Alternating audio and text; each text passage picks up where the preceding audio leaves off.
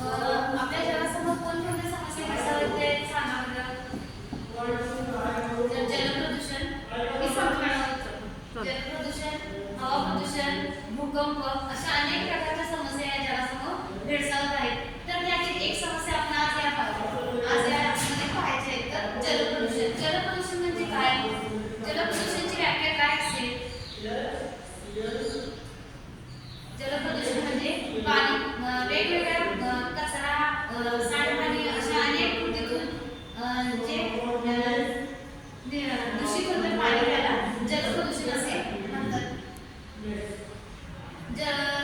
तर मी एक कोडा वाचतो, त्या कोड्याचं उत्तर तुम्ही सांगायचं आहे.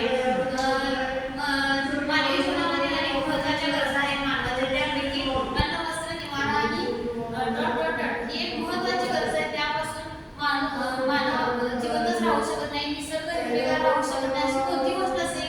पाणी. अगदी बरोबर. छान छान उत्तर दिलं.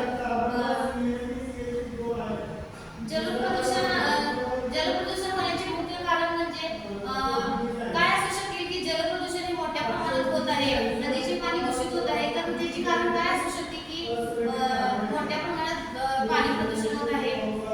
सांगा तुम्ही. पाणी प्रदूषण कशामुळे होत आहे? कचऱ्यामुळे.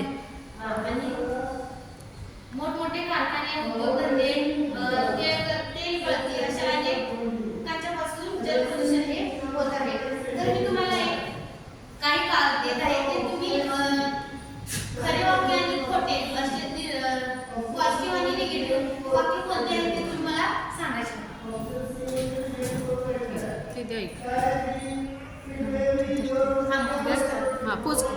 सांगा. प्रदूषण हे सांडपाण्यामुळे होते. अगदी बरोबर. आणि पॉझिटिव्ह आहे त्यातलं.